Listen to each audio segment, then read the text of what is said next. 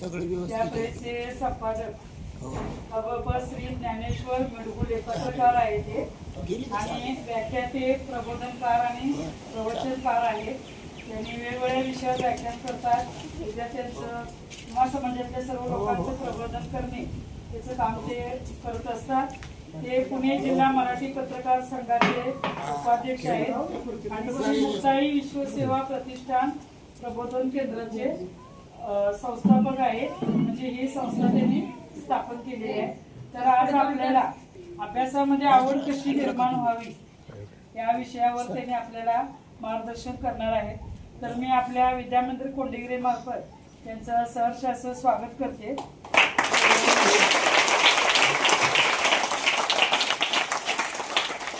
सरांनी आपल्या व्याख्यानाला सुरुवात करावी अशी मी त्यांना विनंती करते. गुरुर् ब्रह्मा गुरुर्विष्णू गुरुर्देव महेश्वरा गुरु साक्षात परब्रह्म तस्मै प्रशालेच्या गुरुजनांना वंदन करून तुम्हा बालमित्रांना ज्ञानेश्वर मिडगुलेचा मनापासून मनपूर्वक नमस्कार.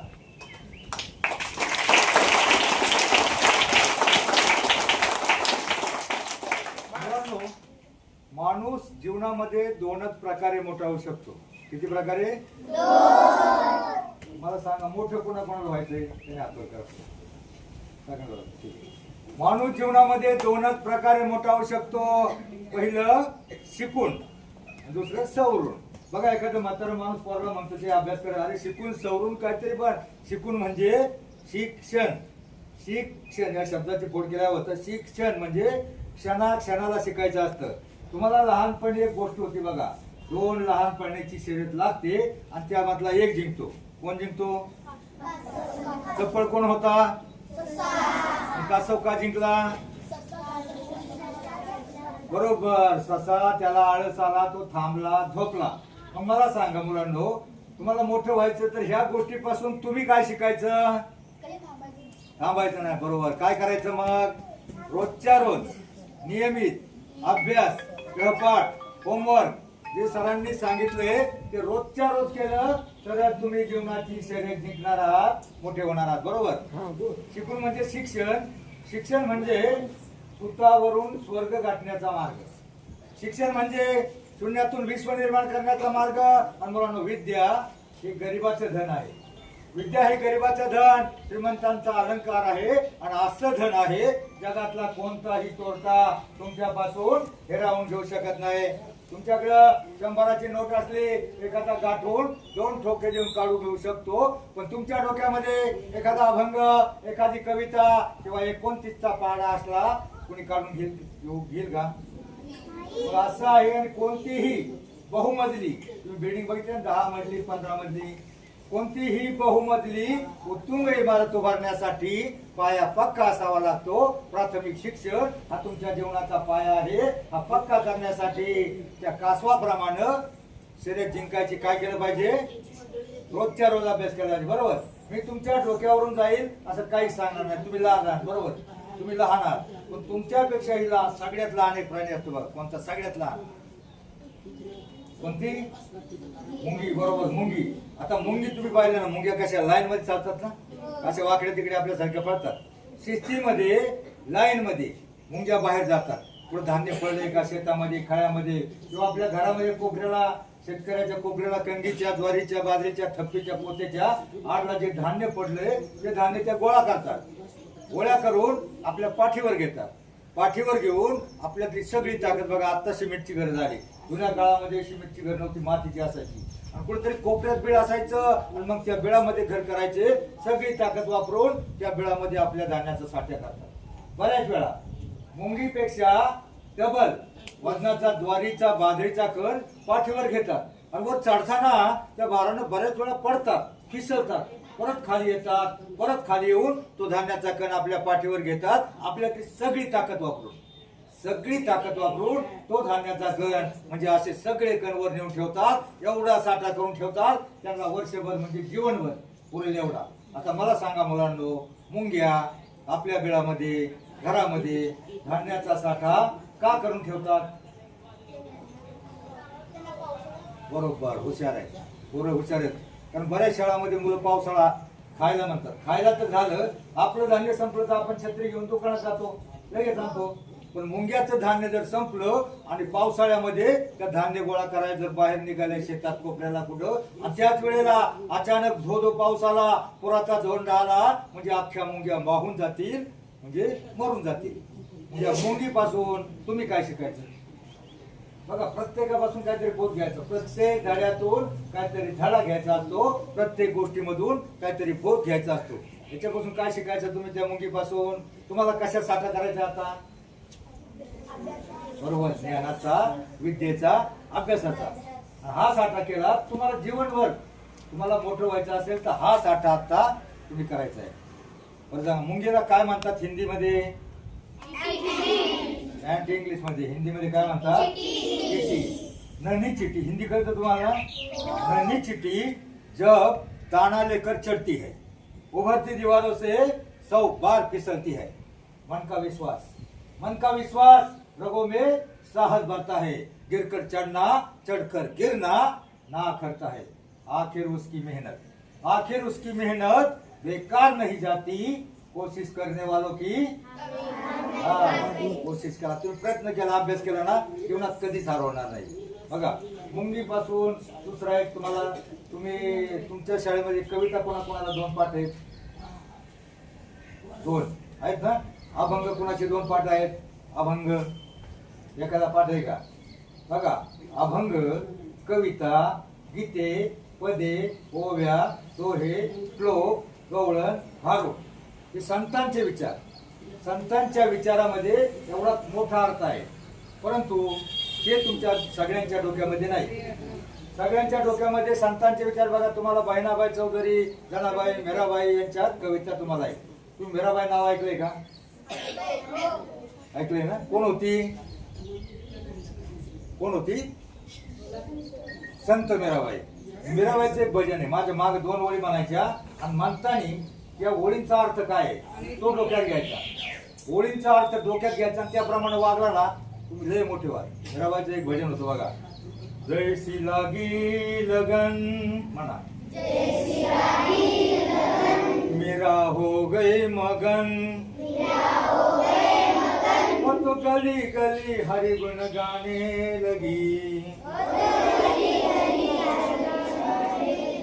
आता काय अर्थ होतो याचा? जैसी लागी लगन म्हणजे काय अर्थ होतो याचा?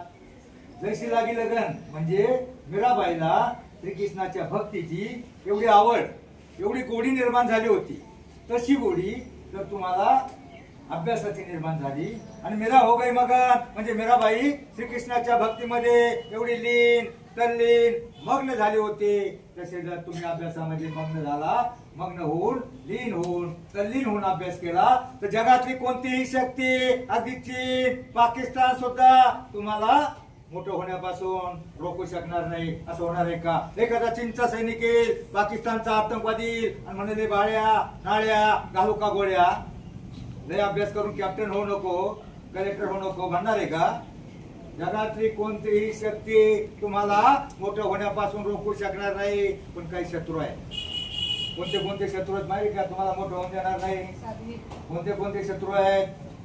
टिंब हा माणसाचा सगळ्यात मोठा शत्रू. आळस, कंटाळा, बेफिकिरी. काय अभ्यास केला तर काय, तर थोडस रागवतील, 2 छड्या मारतील. परंतु मुलांनो, तुमच्या माहितीसाठी सांगतो, तुम्हाला मोठं व्हायचं असेल तर आळस, कंटाळा, बेफिकिरी आपले शत्रू पहिले काय करायचंय? बाहेर काढा. आणि त्यापेक्षा भयंकर, डेंजर, महाविघातक असे काय तुमचे दुश्मन आहेत. शत्रूपेक्षाही दुश्मन डेंजर असतो. कोणते दुश्मन आहेत माहिती आहे का तुम्हाला? पण ते ज्याने दुश्मन आहेत ते तुम्हाला फार आवडतात. अभ्यास, गृहपाठ, होमवर्क सगळं सोडून तुम्ही त्याच्या नादी लागता. कोणते दुश्मन आहेत माहिती आहे का? खेळ का दुश्मन आहे का? मोबाईल. बरोबर, मोबाईल, टीव्ही. पोरांना सगळं माहिती आहे. मोबाईल, टीव्ही, डीजे आणि पाटलांचा बैलगाडा. आता मला सांगा, डीजे पुढं कोण? सर मी तुमची पोरं फार चालक आहे बरं का. मी एकदा आलो होतो, डीजे पुढं फार मस्त नाचतो. कोण डीजे पुढं नाचतं? हातवर करा. धन्यवाद. तुमचं कल्याण. तुम्हाला मोठं व्हायचंय म्हणलं ना, आता तुम्ही सगळे म्हणला मोठं व्हायचंय. मला सांगा मुलांनो, त्या डीजेचा आवाज किती नाजूक असतो, नाजूक असतो, एवढा मोठा असतो. मग तरी तुम्ही तिथे जाऊन आता अहो तो डीजेचा आवाज एवढा मोठा असतो, डीजे रस्त्यावर असल्यावर घर दणकतं, भांडी हलतात, भिंती दरदरतात. मला सांगा तुमची डोकी त्या दगडमातीच्या भिंतीपेक्षा निभार असतात असतात का? अहो माझ्या एका मित्राचा मुलगा 7वीला स्कॉलरशिपला पहिला होता महाराष्ट्रामध्ये. तिथं आता स्कॉलरशिपला पहिला आलेला मुलगा, पण त्याला एक वाईट नाद होता. 2-3 वर्ष तो सारखा डीजे पुढे नाचायचा. आता मला सांगा, तुम्हाला कोणी बोलवतं का या रे या सारे या, बोलवतं का डीजे पुढे नाचायला? तरी तिथं जाता. मला सांगा तुमच्या गावात हरिपाठ होतो ना, हरिपाठाला जाता का? नाही जात. तुम्ही डीजे पुढे जाता. मग मला सांगा डीजेच्या आवाजानं 3 वर्ष ते पोरग हुशार पोरग, पण तिथं त्याला माहित नाही काय होतं डीजेचा परिणाम. डीजेच्या आवाजानं त्याच्या डोक्यामध्ये गाठी झाल्या. 8वीला कोणत्या हायस्कूलला जायचं विचार करत होतं, त्याच वेळेला चक्कर येऊन दारात पडलं, डोकं फुटलं. बापानं उचललं, हडपसरच्या इनामदार हॉस्पिटलमध्ये नेलं. तिथं गेल्यावर फोटोग्राफी, स्कॅनिंग, एमआरआय सगळ्या चाचण्या केल्या. डॉक्टरने सांगितलं याच्या मेंदूच्या मागच्या बाजूला गाठी झाल्या, त्या गाठी काढाव्या लागतील. जर 8-10 दिवसात काढल्या नाही तर गाठी वाढत जातील, गुळमतील, पोरग मरेल, पोरग दगावेल. बाप सायरा भाड्या झाला. मेंदूचं अवघड ऑपरेशन करायचंय. डॉक्टरने सांगितलं ऑपरेशन करण्याचा खर्च फक्त 15 लाख रुपये. आता डीजे पुढे नाचणाऱ्यांनी विचार करा, 15 लाख रुपये आपल्या घरात असतात का?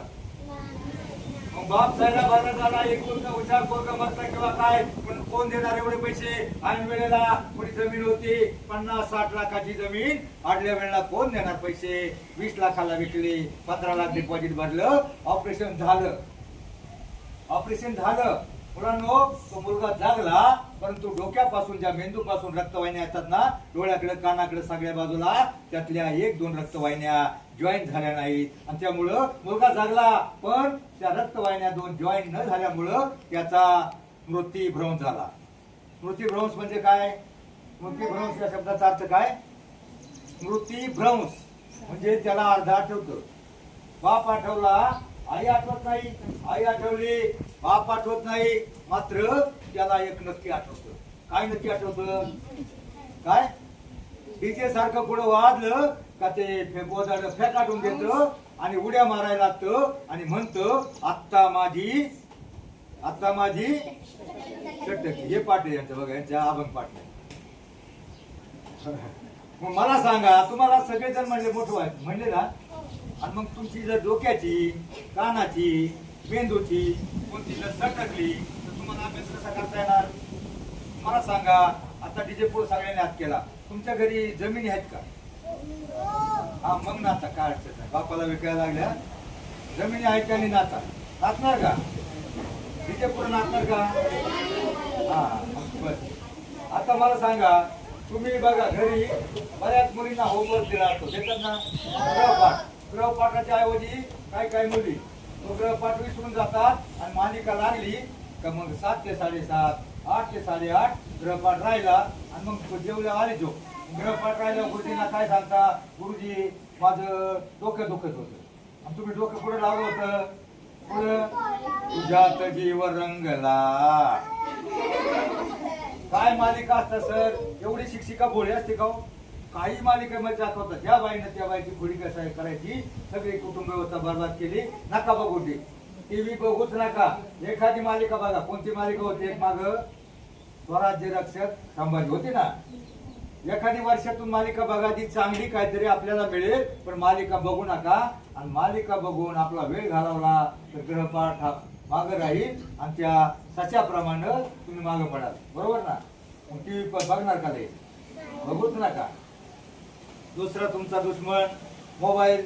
आता मला सांगा, तुमची आई घरी जर लहान बाळ असलं कुणाच्या, तर आई काय करते? पोरग रडायला लागल्यावर मोबाईल चालू करून देते ना. मला सांगा मोबाईलला खेळ नाही, खुळखुळ आहे का? अहो त्या मोबाईलनं लहान पोराच्या डोक्याचा खुळखुळा केलाय.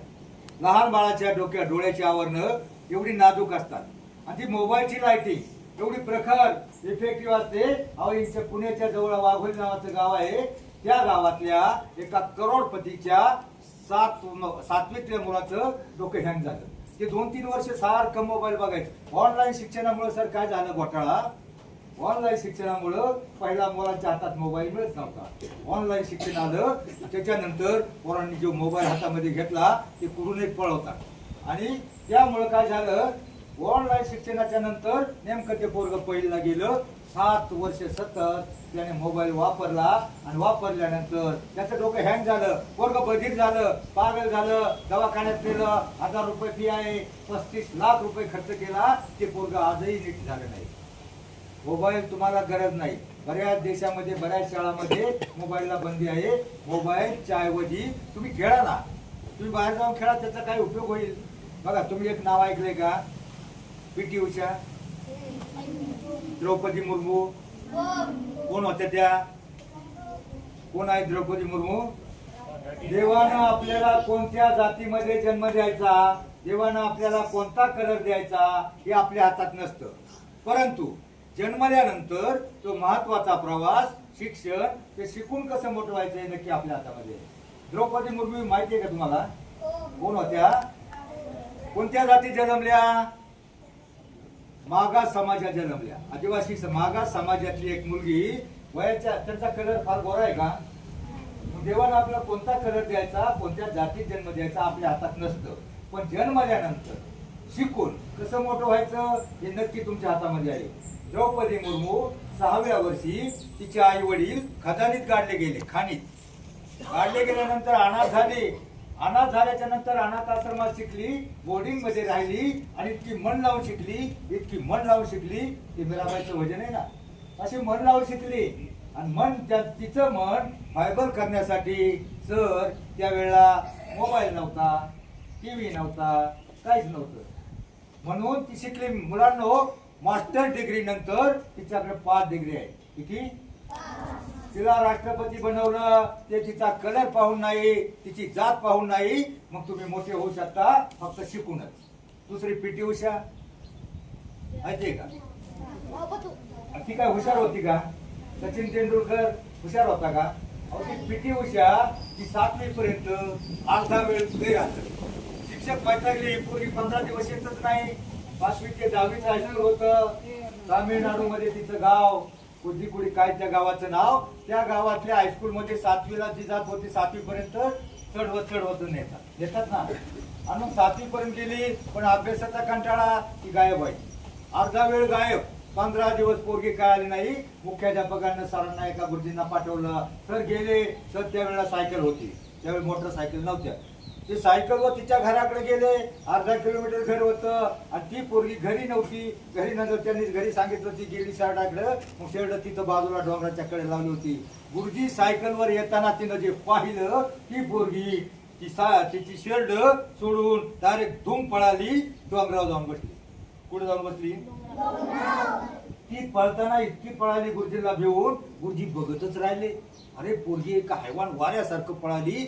मग ते गुरुजी मागे गेले. दुसऱ्या दिवशी सकाळ सकाळ मुलीच्या घरी आले. घरी आल्यावर त्याने सांगितलं तिच्या वडिलांना, मुलीला शाळेत घेऊन या. मग मुलीला ते शाळेत बळच रडत शाळेत आली. परंतु शाळेत जशी आली, प्रार्थना झाली आणि प्रार्थना झाल्यावर गुरुजी ह्या त्या मुलामध्ये कोणता गुण आहे ते स्पर्धा घेतली. मोठं ग्राउंड होतं, ह्या असं मोठं ग्राउंड होते.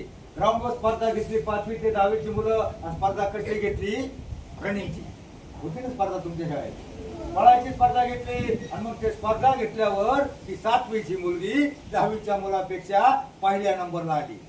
आणि मग त्या मुलीला त्यावेळेला 10 रुपये बक्षीस दिले गुरुजींनी. 10 रुपये बक्षीस म्हणजे तिला फार वाटलं.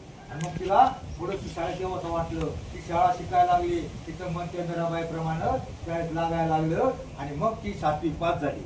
8वीत गेली. 8वी दुसऱ्या वर्षी जिल्हा शाळेत स्पर्धा असतात बघा, तालुक्याच्या, त्या शाळेनं तिला तालुक्याला पाठवलं. तालुक्यात नंबर मिळाला. 9वीला गेली. 9वीला जिल्ह्यामध्ये पाठवलं शाळेनं. जिल्ह्यामध्ये तिने शालेय हायस्कूलच्या स्पर्धेमध्ये नंबर मिळवला. 10वीला गेली. 10वीला गेल्यावर तिला वयाच्या 16व्या वर्षी 10वीला गेल्यावर तिला तामिळनाडूची स्पर्धा होती, त्या स्पर्धेमध्ये पाठवली. त्या स्पर्धेमध्ये तिचा नंबर आला. तिला पदक मिळालं, स्वर्ण पदक. आणि मुलांनो या नादामध्ये 10वीला ती नापास झाली. पण त्या गावच्या लोकांनी गावकऱ्यांना हार मारली नाही. अरे शाळेला कमी मार्क आहेत, नापास झाली म्हणून काय बिघडलं? काय बिघडलं? एकदा फेल झालो बघ काय होतं. एखादा मुलगा नापास झाला, एखाद्याला कमी मार्क, पण नाराज व्हायचं नाही. असफल झाल्यावर नाराज व्हायचं नाही. मगाशी तुम्ही म्हणला ना कोशिश करने वालों की, म्हणला ना कभी हार नहीं होती. असफलता एक चुनौती है, उसे स्वीकार करो. क्या कमी रह गई देखो और सुधार करो. जब तक सफल ना हो नींद चैन को त्यागो तुम, संघर्ष का रास्ता छोड़कर मत भागो तुम, क्योंकि कुछ किए बिना ही जय जयकार नहीं होती. कोशिश करने वालों की प्रयत्न केला. दुसऱ्या वर्षी गावकऱ्यांनी आपल्या देशाच्या स्पर्धेत पाठवलं, तिथं त्याला पदक मिळालं. त्याच्या दुसऱ्या वर्षी सगळ्या गावकऱ्यांनी तिला जी सगळ्या जगातले देश येतात बघितली तुम्ही ऑलिम्पिकची स्पर्धा, त्या स्पर्धेमध्ये पाठवलं. परंतु मुलींनो फक्त 9 सेकंदावर तिचं पदक फुकलं. किती सेकंदावर? 9 सेकंदावर पदक फुकलं. तिनं हार नाही मानली. रोज प्रॅक्टिस करायला लागली. रोज प्रॅक्टिस करता करता आपल्या गावापासून दुसरं गाव 5 किलोमीटर तिथपर्यंत जायचे. परत मागं फिरायची. वर्षभर प्रॅक्टिस केली, परंतु तिला 9 सेकंद तुटत नव्हते. परंतु एकदा चमत्कार झाला. काय चमत्कार झाला असेल? एकदा चमत्कार झाला. त्यावेळेला एक दिवशी सकाळ सकाळची ते पलीकडल्या गावात पोहोचली. तिथून मागं फिरली. मागं फिरल्याच्या नंतर त्या गावामध्ये कुत्र्यांची कळवण लागली. कुत्री असतात ना 10-15 पाहिली ना, आणि कळवण लावल्यावर कशी गुराखतात. कुत्र्यांची एकमेकावर गुरकत होती. कळवण लागली. जशी कळवण लागली ती मागं फिरली. एक कुत्र तिच्या मागं भिवून पळालं. बाकीची कुत्री त्या कुत्र्याच्या मागं पळाली. आता तिला वाटलं सगळी कुत्री माझ्या मागं लागली. आणि मग त्या कुत्र्याच्या घरी ते चिंगाट पळाली. मुंगाट पळाली. संगाट पळाली. 15 सेकंद तुटले. किती?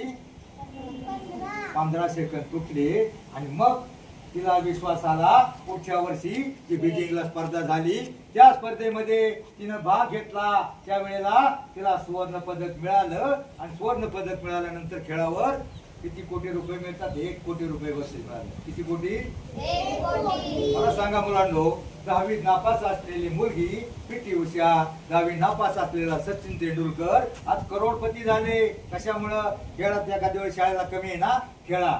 एखादा गायन वादन, लता मंगेशकर, आशा भोसले यांना काय करोडपती झाले. एक गुण जोपासा, चांगला गुण जोपासा, तुमच्यातला प्रत्येक जण मोठा होऊ शकतो हा विश्वास देतो. आता फक्त मला वाटतं वेळ संपत आला, सिग्नल दिलाय. तुम्ही संत दामाजी हे तुम्ही का भंगे बघा सावता महाराजांचा माहितीये का? कोणता सावता महाराजांचा कोणता अभंग आहे? त्या अभंगातून तुम्ही काय घ्यायचं एवढंच सांगतो. कोणता अभंग आहे? कांदा मुळा भाजी. माहिती कोणाला? कांदा मुळा भाजी, अवघी मिठाई माझी, लसूण मिरची कोथंबिरी, अवघा झाला माझा हरी, मोठे नाळा विहीर दोरी, अवघी व्यापिली पंढरी, सावता म्हणे केला मळा, विठ्ठल पायी गोविला गळा. सावता महाराजांचं गाव आरण पंढरपूर पासून जवळ, पण कधी पंढरपूरला गेले नाही. आपल्या शेतामध्ये काम करताना मोठ चालू करायचे, पाणी द्यायचे, कांदा मुळा भाजी पिकवायचे, शेतात मळा फुलवायचे. त्यांनी त्यांचा देव आपल्या कामामध्ये पाहिला होता. पण काम करता करता ते मोठवरचं गाणं नाही म्हणायचे. मोठ चालू केल्यावर त्यांचं आपलं सुख व्हायचं. विठ्ठल विठ्ठल विठ्ठला हरी ओम विठ्ठला. बघा शास्त्रीय कारण आहे. शास्त्रीय कारण असं आहे, तुम्ही जर जोरात टाळा वाजवल्या आणि जर विठ्ठल म्हणला जोराने, तर शास्त्रीय कारण असं आहे, दिवसातून 10 मिनिटं एखादा अभंग विठ्ठल विठ्ठल म्हणलं, टाळ्या वाजवल्या, आयुष्यात कोणताही रोग होणार आहे? कोणताच नाही. बघा एखादा रोग झाला का म्हाताऱ्या माणसाला 30-40 लाख रुपये लागतात. आणि मग तो खर्च वाचवायचा असेल तर तुम्हाला शास्त्रीय कारण सांगतो, फक्त जोरानं म्हणा आणि जोरानं टाळ्या वाजवा. विठ्ठल विठ्ठल विठ्ठला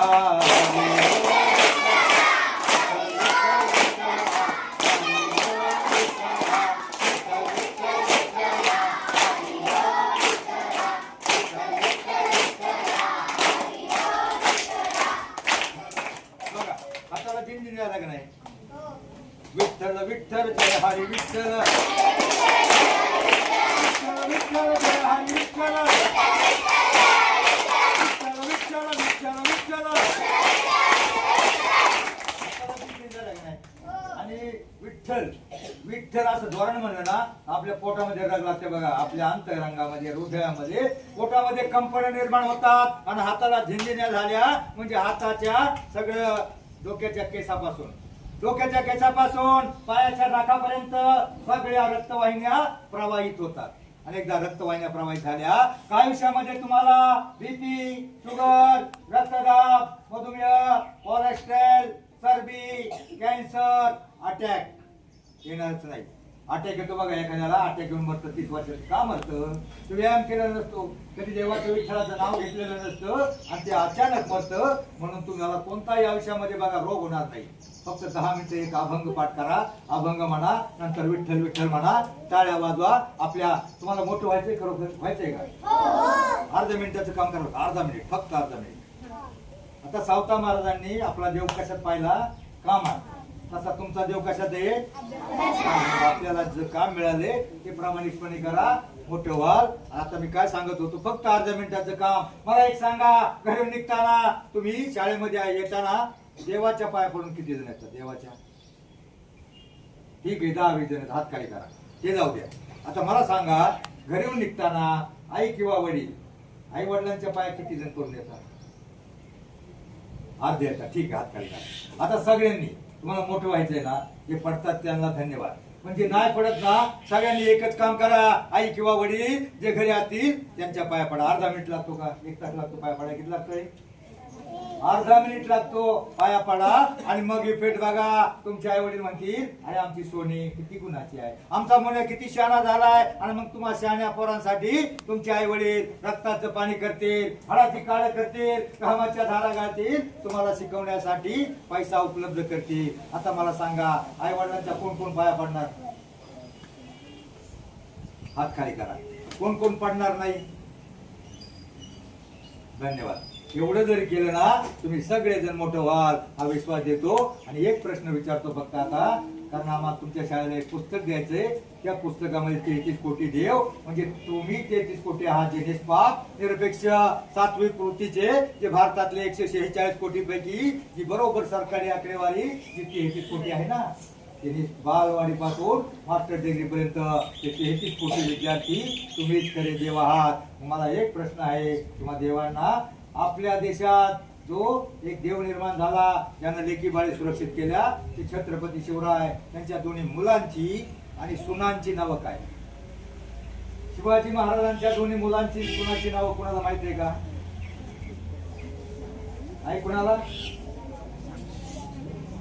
राजाराम, बरोबर. सांग कुणाला येतात? संभाजी शिवाजी भोसले. बरोबर, हुशार. याच्यासाठी टाळ्या वाजवा.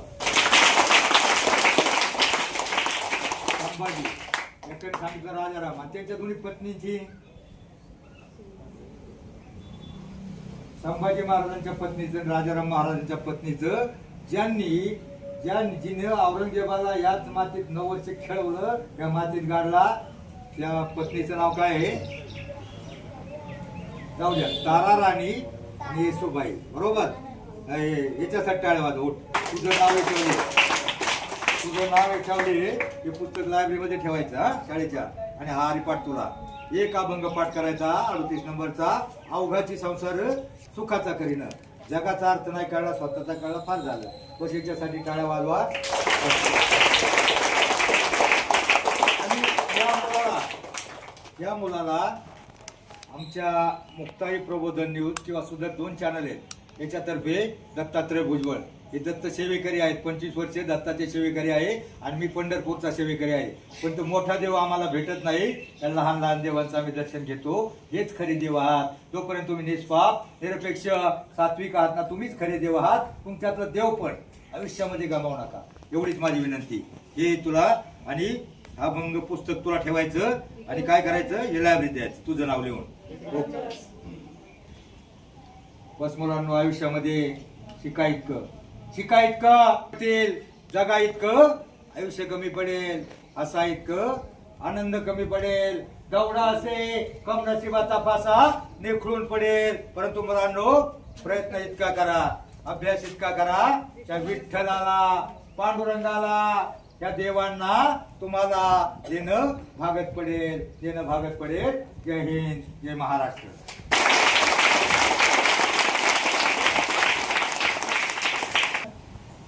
दत्तात्रय भुजबळ सर या दोघांनी अत्यंत चांगल्या पद्धतीनं आपलं प्रबोधन केलं.